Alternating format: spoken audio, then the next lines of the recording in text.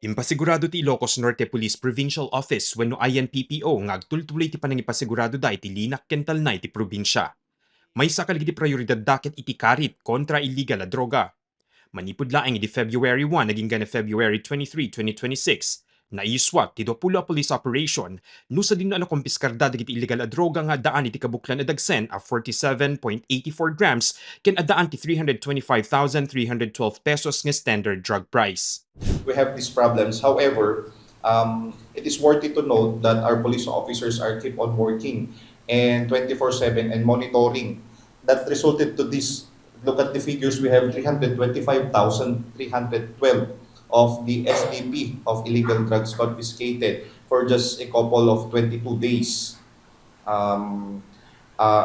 Ito pong effort na to goes with the marching order of our Provincial Director to tightly monitor and execute police operations po, be it a bypass operation or a search warrant operations po.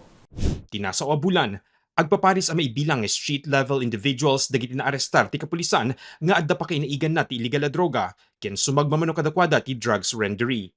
Kuna ti pulisya, dakila porsyento ti supply ti illegal a droga ket saan nga aggapo a mismo iti probinsya ngem ket di ti na dumaduma a lugar ti pagilyan.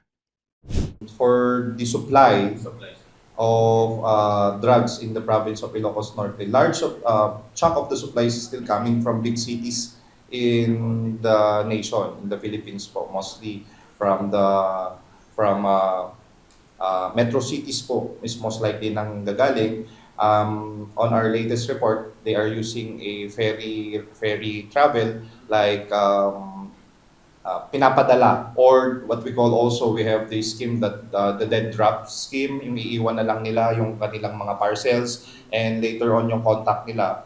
Payment na lang po is easily accessed through GCash and other online platform or outlets to pay.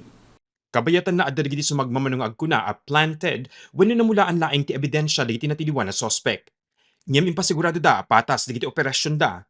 Inayon da paya kanayon ni pangpangro na dati karbingan digiti sospek babaen ti panangirespeto da ti constitutional rights kas ti human rights ken freedom of speech. Binigbig da pay adakkel a katinulungan da digiti kameng ti media ken elected officials. We assure the people of Ilocos Norte that the police officers of Ilocos Norte we are performing a regular function and we are upholding the rule of law, and at the same time we are guided by the core values of human rights. The standard operating procedures in the conduct of such operations, kasama po natin dyan ang ating mga kaibigan sa media, meron din tayong elected officials.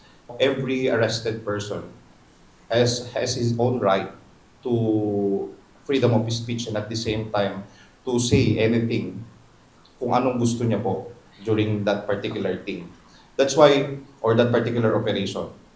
Impaganat-gat ti kapulisan a dumaldalan ti korte dagiti nagbaling nga operasyon da, ken ditoy ang mapaneknekan nung nasurot metlaeng nga husto ti standard procedure.